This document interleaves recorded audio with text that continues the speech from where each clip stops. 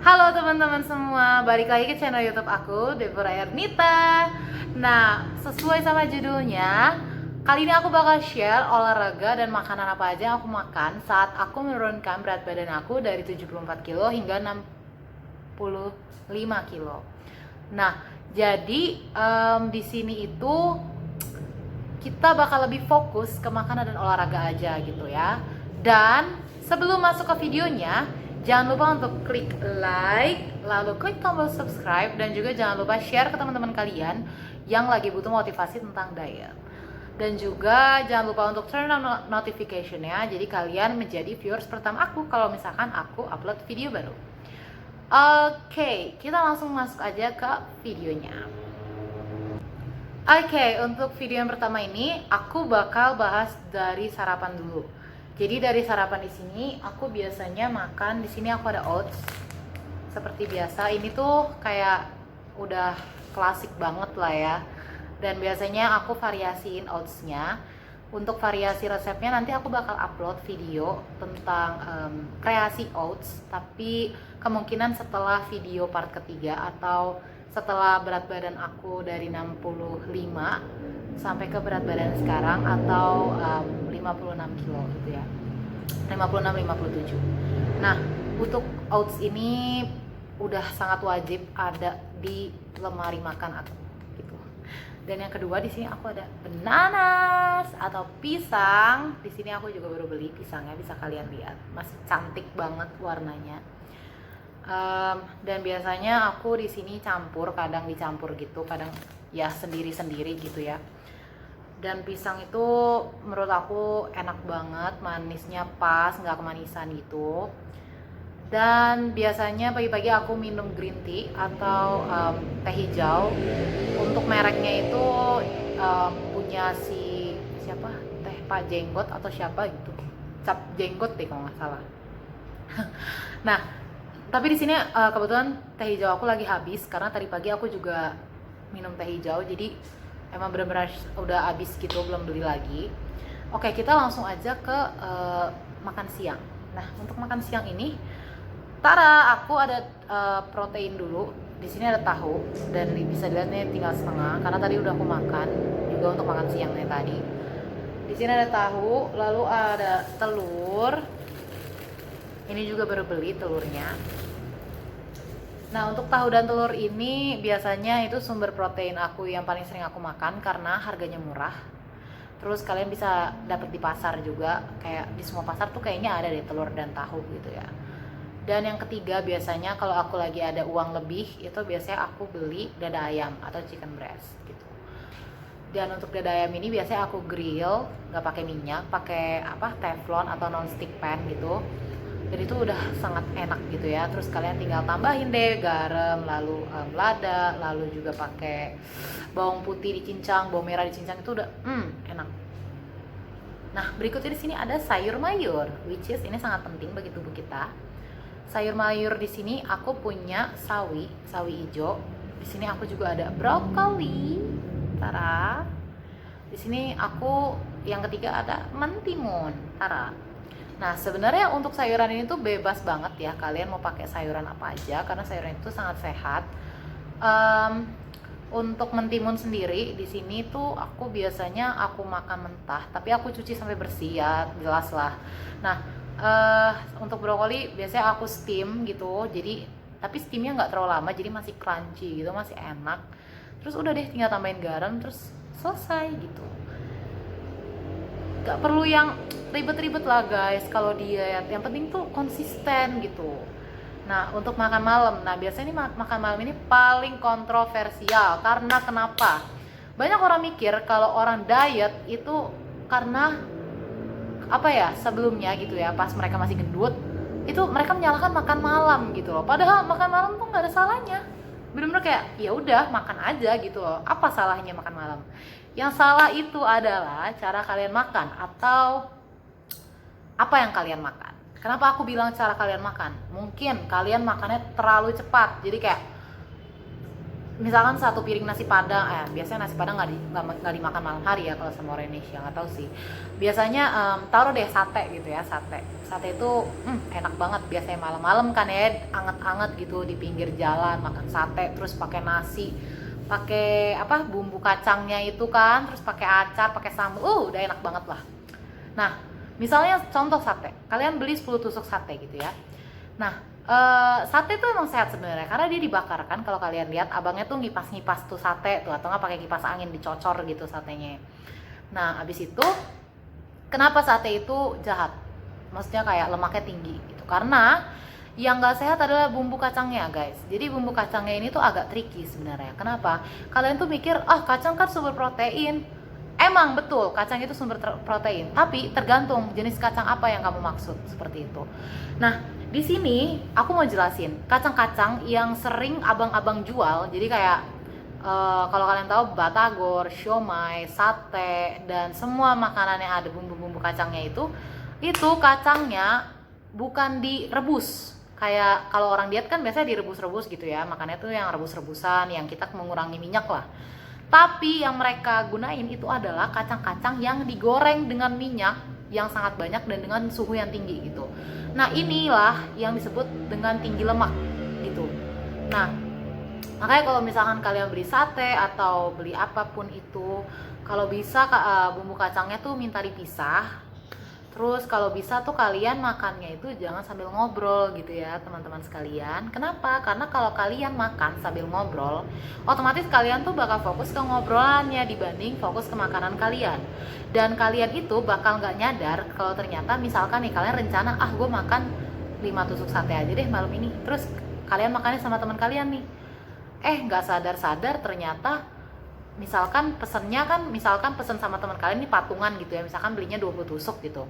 Nah, jadi kalian 5 tusuk, teman kalian misalkan 15 tusuk nih, misalkan teman kalian tuh kurus gitu ya, kurusnya bener-bener kurus banget gitu. Nah, terus kalian udah pakai nasi, nah teman kalian nggak pakai nasi gitu. Bedanya kalian pakai nasi terus sama satenya gitu kan, sama bumbu kacangnya. Kalian rencananya karena lagi diet nih, makan 5 tusuk sate aja deh. Teman kalian ngajak ngobrol, bablas ternyata. Pas dilihat makannya nggak 5, ternyata lebih dari 5. Udah gitu nasinya minta tambah lagi sama abangnya, kan sama juga salah gitu kan. Nah, itulah yang kenapa sering orang salahin makan malam kayak gitu, karena itu sebenarnya tuh tergantung apa yang kalian makan kayak gitu. Dan kalau menurut aku sih jam makan itu juga berpengaruh banget ya. Aku tuh gak mau terlalu banyak beropini tentang jam makan ya, karena kalau berdasarkan pribadi aku sendiri, aku itu biasanya makan 4 jam atau 3 jam sebelum aku tidur gitu. Kenapa? Karena aku tuh kalau misalkan abis makan terus langsung tidur, itu tuh rasanya tuh makanan aku tuh mau naik ke kerongkongan, mau muntah gitu loh. Karena aku tuh ngerasa kayak makanan aku tuh belum benar-benar turun dan belum diproses secara benar-benar diproses gitu loh sama lambung. Nah, itulah kenapa aku biasanya makan malam itu 3-4 jam sebelum tidur. Misalkan aku tidur jam 10, berarti jam 6 itu aku udah selesai makan, atau jam 7 aku udah selesai makan malam gitu. Dan juga makan malam ini sebenarnya sih kalau menurut aku kita butuh makan malam. Kenapa? Karena kita itu bakal makan lagi itu di pagi hari, dan kalian itu lama loh dari malam. Misalkan kalian berhenti makan jam 6 malam nih, kalian bener-bener berhenti makan. Nah, itu misalkan besoknya lagi kalian bangunnya jam 8 pagi gitu ya, kalian tidur jam 10, kalian bangun jam 8. Nah, dari prosesnya itu kan lama banget ya. Kalau misalkan kalian gak makan malam, itu kalian biasanya tergiur untuk snack di bener-bener malam harinya gitu. Kayak kalian tuh bakal bangun tengah malam dan bakal nyari-nyari makanan di kulkas atau di meja makan gitu. Nah, fungsi makan malam ini adalah sebenarnya untuk menahan kalian untuk melakukan binge eating atau ya gitulah, kayak semacam makan berlebih gitulah, craving foods gitu di tengah malam itu. Nah, dan juga kalian harus perhatiin makan malam kalian gitu. Kalau misalkan nih kalian ternyata makan siangnya lebih banyak daripada misalkan kalian makan siangnya itu udah banyak banget gitu ya, kayak kebutuhan kalori kalian nih misalkan udah hampir terpenuhi nih karena makan siang. Nah, berarti makan malam ya tetap makan tapi porsinya lebih sedikit. Kayak gitu aja. Jadi itu sebenarnya diet itu simpel, gampang. Itu tuh tergantung kalian gitu. Gimana cara kalian mengatur pola diet kalian gitu. Nah, kayaknya untuk makan malam itu udah cukup pembahasannya sampai sini. Lalu berikutnya aku mau bahas tentang olahraga. Nah, jadi untuk olahraga ini di sini ini tuh aku masih jogging yang pertama. Yang aku lakuin tuh jogging, dan di sini tuh aku seminggu 3 kali aja udah cukup banget. Dan durasinya itu 30 sampai 1 jam. Itu tergantung aku, kayak tergantung apakah aku capek atau enggak. Itu tergantung, benar-benar tergantung aku gitu. Nah, selain jogging, kalau misalkan aku lagi males banget jogging, itu biasanya aku workout aja di rumah. Nah, banyak banget dari kalian itu nanya ke aku, workoutnya apa sih gitu kan. Sebenarnya tuh workout tuh kalian tuh tinggal buka YouTube, terus kalian klik workout video. Itu tuh keluar banyak banget, dan dari berbagai macam YouTuber luar negeri, YouTuber Indonesia, mereka tuh sharing workout mereka yang bisa kalian tiru di rumah. Dan itu tuh nggak butuh equipment kayak dumbbell atau berat-berat yang lain gitu, atau kettlebell atau yang lain. Itu kalian tuh nggak butuh gitu. Jadi kalian bener-bener udah tontonin aja videonya, kalian tiru gerakannya kayak gitu. Nah, ini tuh sangat-sangat gampang ya. Workout itu tuh kayak 15 menit sehari juga udah cukup gitu, nggak usah banyak-banyak gitu kan. Nah, asal kalian tuh benar-benar konsisten dan rutin. Itu sebenarnya kunci dia tuh adalah konsisten dan rutin. Untuk olahraga itu rutin, jangan bolong-bolong olahraga. Jangan kayak minggu ini olahraga, minggu depan gak usah deh, males.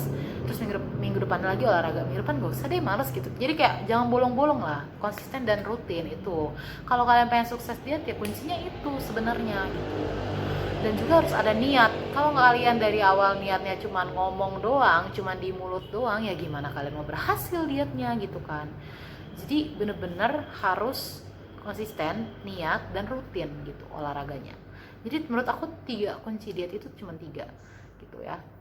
Dan bagi kalian yang nanya apakah aku masih tracking kaloris pas waktu itu, pas berat aku di 75 nurun ke 64, itu di situ aku masih tracking kaloris, oke? Karena di situ tuh aku masih watch my food carefully, karena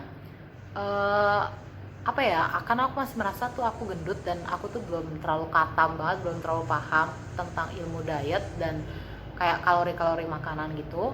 Jadi aku masih pakai tracking kaloris gitu, dan tracking kaloris aku masih pakai timbangan makanan. Tapi sebenarnya juga udah agak jarang sih, maksudnya nggak bener-bener yang aku input tiap hari tuh enggak, cuman ya sekitar kalau misalkan seminggu ada 7 hari ya 4 hari aku tracking, 3 hari enggak, jadi kayak gitu aja guys. Nah, terus apa lagi ya, kayaknya itu aja sih kalau dari aku. Intinya itu adalah kalian harus konsisten menjalani diet, harus sabar, jangan maunya tuh instan, maunya tuh cepat-cepat, maunya tuh kayak oke, hari ini olahraga 6 jam terus besok bakal turun deh 10 kilo. Enggak kayak gitu guys. Kalian olahraga setengah mampus, atau kalian olahraganya maksudnya sampai 6, 7, 8 jam gitu, besoknya kalian berharap turunnya berkilo-kilo, itu sangat tidak mungkin gitu ya. Jadi kalian tuh harus sabar menjalani proses diet ini, terus nikmatin aja udah gitu loh prosesnya. Dan jangan lupa untuk kalian tuh taking progress gitu, kayak taking picture, atau kalian ukur dulu sebelumnya, misalkan lingkar lengan kalian itu berapa, terus kayak lingkar perut kalian, lingkar pinggang, lingkar pinggul, kayak gitu-gitu tuh harus diukur. Karena nanti kalian tuh bisa mengcompare hasil akhirnya sama yang awal-awal kalian ukur kayak gitu. Oke, jadi menurut aku videonya tuh cukup sampai di sini, dan besok aku bakal upload video tentang part 3, yaitu diet yang aku masih jalani sampai sekarang dan bahkan tuh jadi pola hidup aku gitu ya. Bukan yang diet berhenti, tapi udah bener-bener jadi melekat dari dalam diri aku. Dan untuk jenis olahraganya pun besok bakal aku jelasin gitu di videonya. Nah, video ini kemungkinan tayang besok untuk video yang part ketiga. Dan ini agak sedikit berbeda daripada yang video ini ataupun video yang part 1 gitu. Jadi stay tune. Dan sekian video hari ini. Mohon maaf bila ada salah kata atau mungkin kata-kata aku terlalu kasar atau frontal gitu ya ke kalian. Tapi memang begitu aku tipe orangnya. Jadi sekali lagi jangan lupa untuk tontonin terus video perjalanan aku ini dari part 1, part 2, dan part 3. Kalau kalian belum nonton part 1, nanti bakal aku cantumin di description box. Maaf. Dan nanti aku bakal cantumin juga video part 2, part 1, part tiganya itu di video akhir atau di setiap video partnya itu bakal aku cantumin, tenang aja. Jadi bagi kalian yang belum nonton, jangan lupa tinggal langsung lihat aja gitu. Dan jangan lupa untuk follow Instagram aku @deborah_ernita sesuai sama nama channel YouTube aku. Di situ aku sering share-share ilmu diet dan makanan-makanan aku juga, tapi nanti bakal aku share juga di YouTube, jadi kalian bisa tahu resep-resepnya apa aja, dan itu bener-bener yummy banget. So this is the end of the video. I hope you guys like it. Dan jangan lupa untuk selalu diet, salam sehat, dan jangan lupa untuk selalu bahagia. Sampai jumpa di video berikutnya.